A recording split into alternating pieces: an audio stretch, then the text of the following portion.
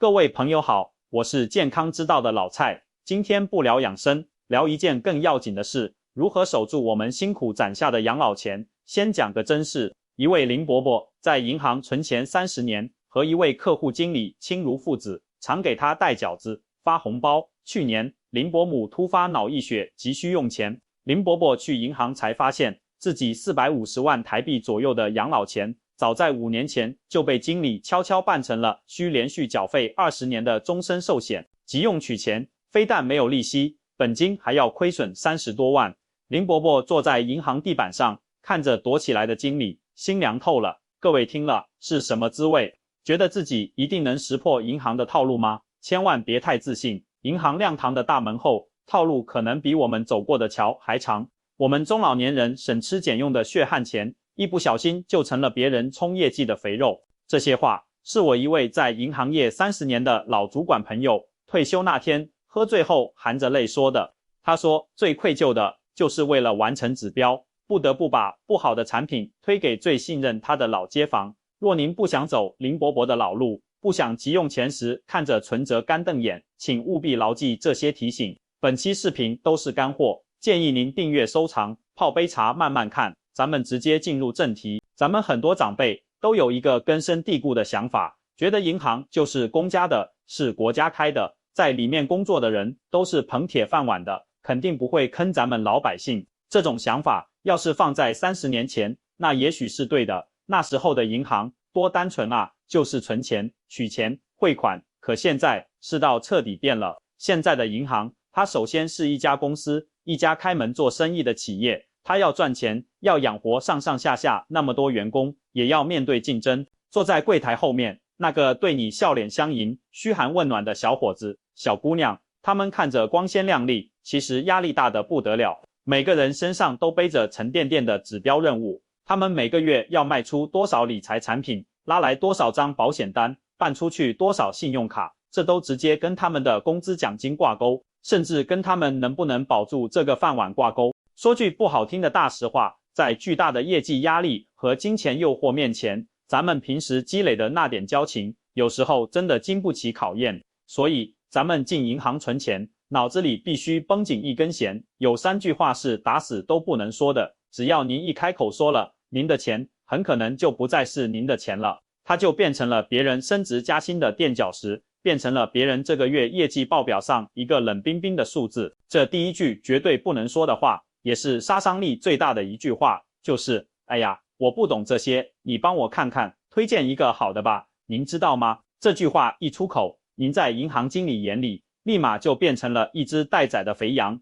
一块送到了人家嘴边的红烧肉。为什么我说话这么重？咱们将心比心，换位思考一下，如果您是开水果店的，有个客人进来对您说，老板，我不懂水果，你看着帮我挑点好的吧。而您店里呢，刚好有一批进口的奇异果，进价很高，但是再不卖掉，明天就要烂了。如果今天卖不出去，这批货就全赔在手里了。旁边呢，还有一筐今天刚送来的本地苹果，又脆又甜，但是利润很薄，卖一筐也赚不了几个钱。您作为老板，您是会凭着良心给他挑又新鲜，但您赚不到钱的苹果呢？还是会利用他对您的信任，赶紧把那个快要烂掉但利润特别高的奇异果推销给他？我想答案大家心里都有数，人性都是趋利的，这是现实。银行经理也是人，他们不是慈善家，他们也要吃饭，也要养家。当您主动把选择权完全交到他手上，并且毫无保留地暴露自己不懂这个弱点的时候，他脑子里首先盘算的绝对不会是什么对您最安全、最划算，而是卖哪个产品我的提成最高，哪个产品能帮我完成这个月最头疼的那个任务。我给您讲个真实发生的案例，这是我一位住在台中的粉丝陈阿姨的亲身经历。陈阿姨今年65岁了，退休前是公务员，为人特别和善，总觉得世界上还是好人多。她手里有一笔退休金，大概150万台币，一直放在活期账户里没动，觉得这样用起来方便。后来她听人说活期没利息，钱会贬值，就想去银行转成定期。接待她的是个姓黄的理财专员，嘴巴那叫一个甜，左一句陈阿姨您气质真好，右一句陈阿姨您就像我妈妈一样亲切。陈阿姨心里暖洋洋的，防线一下子就松了。他完全忘记了警惕，对那个小黄说了那句致命的话：小黄啊，阿姨对这些理财啊、利息啊真的搞不懂，我就知道以前定存利息高，这钱是我留着养老看病的，千万不能有闪失，你就帮阿姨推荐一个利息高点、稳当点的存法吧。那小黄一听这话，眼睛唰的一下就亮了，他赶紧把陈阿姨请到贵宾室的软沙发上，倒上热茶，然后拿出一张印得花花绿绿、数字看上去很诱人的宣传单，指着对陈阿姨说：陈阿姨，您真问对人了，现在定期存款利息太低了，一年才1%点多，存一年那点利息，连通货膨胀都跑不赢，等于是在亏钱啊。我们银行最近正好有一个针对您这样优质老客户的内部福利，叫稳银终身寿，这个计划好得不得了，预期年化收益率能达到4%以上，而且是复利计息，利滚利。您只要把钱放进去，每年还能有分红，等6年以后，本金利息随时可以灵活取用，比死板的定存划算太多了。最关键的是，它就跟存款一样安全，是我们银行集团信誉担保的，额度非常稀缺。我是看您特别投缘，才特意给您留的资格。陈阿姨一听，夸出破声吐，比定存高了2-3倍啊！又是老客户福利，又是银行担保，她心里一下子就动摇了。再加上小黄在旁边不停的煽风点火，说什么今天不办，明天名额就没了，好多人在抢。陈阿姨脑子一热，就在那一大叠字小的像蚂蚁一样的合同上签了字。她当时根本没仔细看，也看不清楚，只觉得心里美滋滋的，以为捡了个大便宜，临走还一个劲的感谢小黄。往后几年，陈阿姨每次去那家银行，小黄都对她特别热情，送纸巾，送食用油，过年过节祝福短信准时到。陈阿姨越发觉得这孩子靠谱，自己没看错人。直到去年，陈阿姨的老伴突然查出肺癌，需要马上动手术，急需用钱。陈阿姨拿着那个存折去银行取钱，结果柜台换了个新来的员工，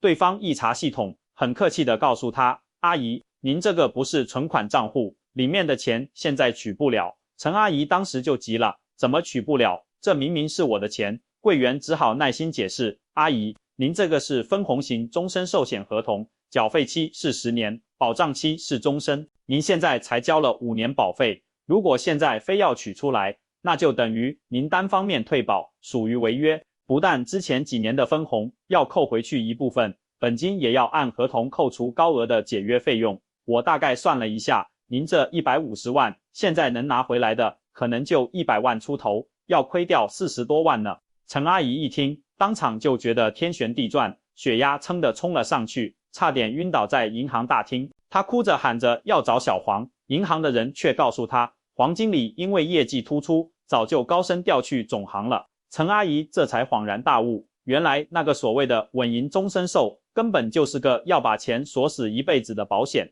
那个4%的预期收益就像画在纸上的大饼，根本不写进合同，实际收益少得可怜。老伴在医院里等着钱救命，这边取钱却要活活割掉40多万的肉。陈阿姨那个悔恨啊，真是用语言都无法形容。她后来跟我说，志玲啊，我这张老脸真是丢尽了，我就不该说那句我不懂啊，就这一句话，几十万没了，您看看，这就是血淋淋的教训。所以老蔡，我在这里要千叮咛万嘱咐，咱们去银行，气势上一定不能输，哪怕您心里真的没底，也要装出很懂的样子。这就好比在古代走江湖，您手里得有把剑镇场子，可以不用，但不能没有。您进了银行，就直截了当地问，请问你们银行现在1年期定期存款利率是多少？3年期的呢？有没有大额存单？新资金进来有没有额外的优惠利率？您问的越具体越专业，对方就越不敢轻易糊弄您。如果他还是热情的向您推荐什么利息特别高的产品，您就死死盯着他的眼睛，毫不客气地问他3个夺命连环问。第一个问题，请你明确告诉我，这个产品保本吗？合同上白纸黑字有没有保本这2个字？您一定要注意，是合同上，不是宣传单上，也不是他嘴上说的。宣传单可以印错，嘴巴可以说谎，只有签字盖章的合同才有法律效力。如果合同上写的是非保本浮动收益，那您立刻就要拉起最高级别的警报。第二个问题，这个钱我能不能随时取？如果中途有急用，提前取出来，会不会扣我的本金？您记住，真正的存款就算是定期存款，您提前支取，顶多是损失定期利息，全部按活期利息算，但您的本金是1分钱都不会少的。如果他说提前取要扣手续费，或者要按比例扣除本金，那100%不是存款，要么是保险，要么是高风险理财。第3个问题，请你直接回答我，这到底是存款，还是保险，还是银行理财？您要他正面回答，别让他用储蓄计划、资产配置、财富传承这些听起来高大上，实则模糊不清的词来糊弄您。只要他回答的吞吞吐吐，或者避重就轻，说什么这个其实跟存款差不多，那您什么都别说了，转身就走，千万别犹豫，更别不好意思。咱们一定要把这句话刻在脑子里，天上永远不会掉馅饼，如果掉了，那一定是铁饼，砸下来是会要人命的。咱们老年人的钱，那是保命钱，是压箱底的钱，经不起任何一点风浪，哪怕利息低一点，哪怕跑不赢通胀，但只要本金稳稳当当在咱们口袋里，咱们心里就踏实，睡觉就安稳。您可千万别贪图那个所谓的高利息，老话说得好，您看中的是人家给的高利息，人家盯着的可是您的血汗本金。这个道理我反反复复讲，可每年还是有无数像陈阿姨这样的长辈上当受骗，老蔡我是真心疼啊。这第2句不能说的话，听起来特别像咱们占了银行的便宜，省了事儿，但实际上咱们吃了大亏，那就是行吧，那就帮我办个自动转存吧，省得我再跑。很多朋友去存定期的时候，柜员都会非常贴心的问一句，阿姨伯伯，这笔定期到期后，要不要我帮您设置成自动转存呢？这样您就不用记着日子再跑一趟了，多方便啊！现在天气这么热，或者下雨路滑，您跑来跑去多辛苦。咱们很多长辈，尤其是怕麻烦、记性不太好的，一听不用自己记日子，不用再排队，立马就觉得这服务真周到，赶紧点头答应。但我今天必须告诉您，这所谓的自动转存，其实是银行给咱们精心设计的一个懒人陷阱，专门用来收割那些不愿意多动一下脑筋、多跑一趟腿的客户。为什么这么说？咱们得先搞明白银行利息里面的一个关键门道。银行有利率分为挂牌利率和优惠利率。挂牌利率就是贴在银行大厅墙上那个公开的最低的标准利率，那是给不常去银行、不懂行情的人看的。而优惠利率呢，是各个分行、支行为了拉存款、抢客户、完成内部存款任务，在挂牌利率基础上偷偷上浮之后的实际执行利率，这个通常比挂牌利率要高不少，有时候能高出 30% 甚至更多。关键点来了，当您选择了自动转存，您的钱到期之后，银行系统确实会自动帮您把本金和利息再存一个相同的定期周期，但是请注意这个但是，这时候系统计算利息所采用的利率是按照到期那天银行的挂牌利率来执行的，而不是按照您可以享受到的优惠利率来算的。这就好比什么呢？好比您去一家常去的熟食店买卤味，因为您是老顾客，老板每次都给您打8折，结果有一天您懒得去，打电话让老板直接给您送家里来，老板就按原价给您算了账，而且给您送的还是昨天没卖完的，味道差一些的货。您觉得这合理吗？您是不是亏大了？咱们来实实在在的算一笔账，让大家心疼一下，印象就深刻了。假设您有50万台币，存1年定期，现在银行的挂牌利率可能只有 1.6%， 但是如果您勤快一点，到期那天亲自去柜台办理转存，或者让儿女在手机银行上操作一下，明确选择新资金转存，或者询问有没有优惠活动，您很可能就能拿到 1.9% 甚至 2.0% 的利率，这中间就差了 0.3% 到 0.4%， 50万存1年，利息就差了1500块到2000块。1500块啊，咱们平时去菜市场，为了几块钱的零头，都要跟小贩商量半天，这只需要您动动嘴，多跑一趟腿，就能稳稳拿到的1-2千块钱，您就这么白白的送给了银行，您说冤不冤？这还只是50万的本金，如果您的本金是100万、200万呢，那一年损失的钱就够您带老伴出去短途旅行一趟了。您说可惜不可惜？我再给您讲个发生在我身边的故事。我家隔壁栋楼住着2位伯伯，一位姓郑，一位姓谢，2人年纪相仿，退休金也差不多。手里都有200万左右的积蓄，也都习惯存3年定期。郑伯伯是个特别怕麻烦的人，觉得钱在银行里反正丢不了，每次存钱都勾选自动转存。他说，利息少点就少点吧，图个省心，不用惦记。而谢伯伯呢，是个细心人，他专门有一个小台历，上面用红笔圈出了每一笔存款到期的日子，每到快到期前1个星期，他就开始活动了，不仅去自己存钱的银行问，还去附近其他几家银行打听，看哪家银行的3年期利率给得高，哪家银行有新资金的存款送礼活动，哪怕是同一家银行，他也会特意把钱取出来，再以新存入资金的身份重新存进去，就为了享受那个更高的优惠利率。5、6年时间过去了，您猜怎么着？谢伯伯光是靠这多跑腿、多动嘴，攒下来的利息差额就比郑伯伯多了将近10万块。他用这笔多出来的钱，把家里老旧的空调、冰箱全换成了新的，还给老伴买了一条他舍不得买的金项链。郑伯伯呢，还是守着那些用了10几年的老家电，看着谢伯伯家的新变化，只能羡慕地叹气。您看，这就是勤快和图省事最直接的差距，这就是懂行和不懂行最明显的区别。更麻烦的是，自动转存还会在无形中把您资金的流动性给锁死。比如说，您存的是3年定期，选了自动转存，3年到期那天，如果您忘了这件事的2天起，系统就自动又给您续存了一个3年定期。这时候，万一您家里突然有急事，需要动用这笔钱，那对不起，您这笔钱就又进入了新的定期周期，您要取，就算提前支取，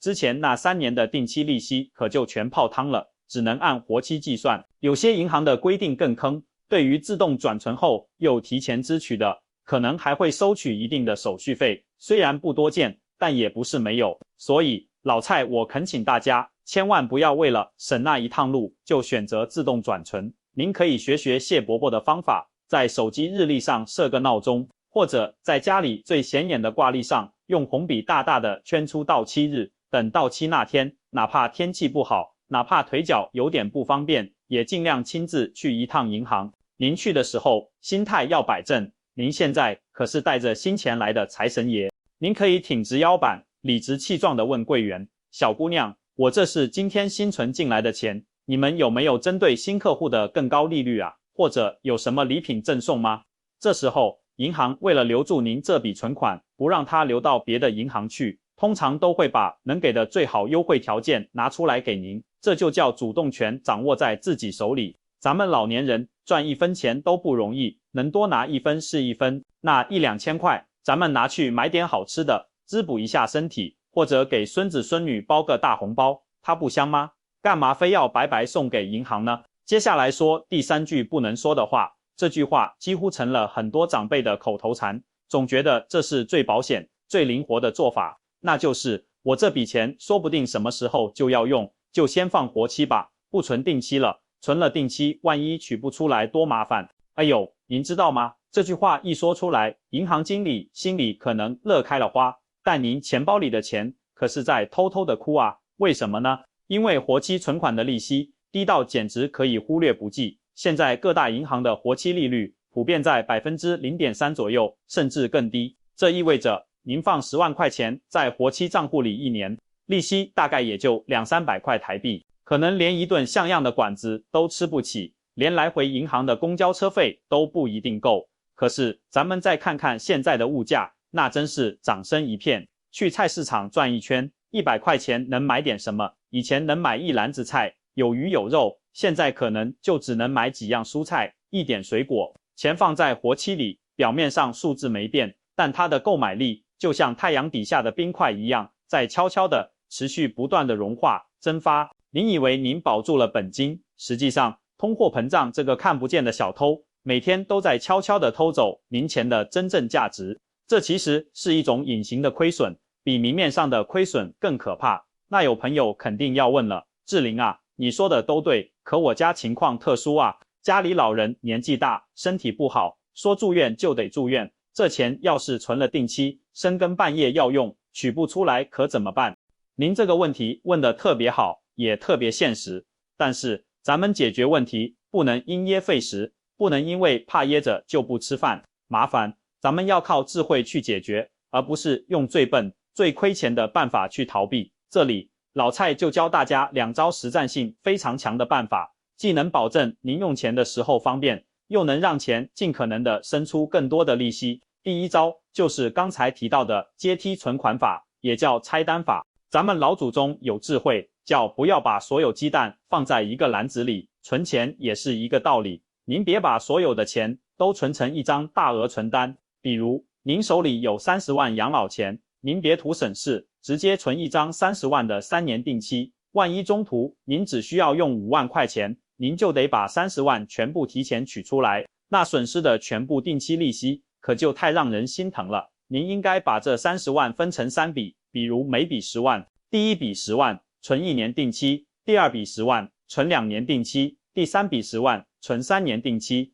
等到第1年过去，您那一笔1年期的10万块到期了，如果您当时没有用钱的需求，就把它连本带息再转存成一个3年定期，等到第2年，您那笔2年期的10万块也到期了，同样如果不用，也转存成3年定期，这样循环操作下去，从第3年开始，您每年都会有一张10万块的3年期存单到期，这时候您手里每年都有一笔可以动用的活钱，而且这笔钱享受的可是3年期的高利息，这就叫做长短结合，滚动操作。万一哪一年家里真有急事，您只需要动用最近刚到期的，或者刚刚存进去不久的那笔钱，损失的利息非常有限，绝对不会让您伤筋动骨，心疼的睡不着觉。第2招，咱们也得与时俱进，学学年轻人玩的东西，那就是好好利用数位存款账户，也就是网络银行的高息活期。我知道很多长辈一听到网络、线上这些词就头皮发麻，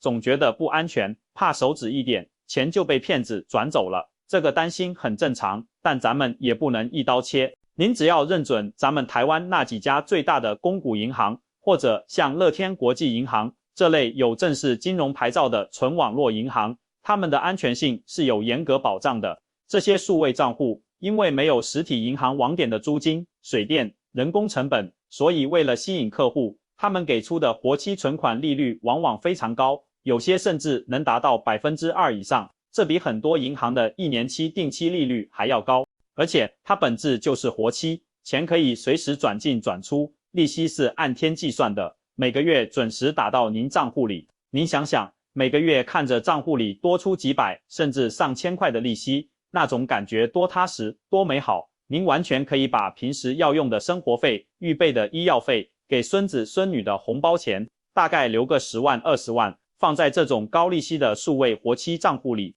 剩下的确定短期内不会动用的大钱，再去用阶梯法存定期。这样一来，您的每一分钱都在为您打工，都在努力的生小钱，这才是真正聪明的理财，才是对自己血汗钱最大的尊重。老蔡再唠叨几句，帮大家识别银行里常见的那些坑人套路。您去银行时，有没有注意到一些人虽然穿着像银行制服，挂着工牌，但仔细看单位写的却是 XX 人寿、XX 财富管理公司。这些人其实是保险公司或理财公司的驻点人员，并非银行员工。他们常利用大家对银行的信任，把自己的产品说成是银行的新产品。请您一定记住，凡是让您把钱转到个人账户或非本银行的对公账户的，100%是骗局。正规的银行产品，钱都是从您本人卡内扣划，根本不需要您额外转账。现在的话术也越来越高级，很少直接提保险，而是用理财计划、资产配置等名词来唬人。您千万别被吓住，不管他们怎么说，就认准一个核心问题问：你能不能保证我的本金一分不少，并白纸黑字写进合同？如果对方含糊其辞，说风险很低，历史表现好，那就千万别碰。咱们老年人风险承受能力低，要的是安稳踏实，哪怕利息低，只要本金安全，晚年心里就有底。如果您觉得老蔡我今天说的这些话虽然有些直白，但确实是在理，是为您好，那就请您动动手指，把这个视频转发出去。如果您以前在银行存钱时也遇到过类似的坑，或者有任何关于银行存款、理财的疑问，都欢迎您在评论区留言，把您的经历和困惑说出来，咱们大家一起交流，一起避坑，一起进步。我是健康之道的老蔡，一个真心实意想为您健康生活，包括财务健康保驾护航的朋友，记得订阅我的频道，点亮旁边的小铃铛，这样下次我有了新的提醒和建议，您就能第一时间收到了。咱们下期节目再见。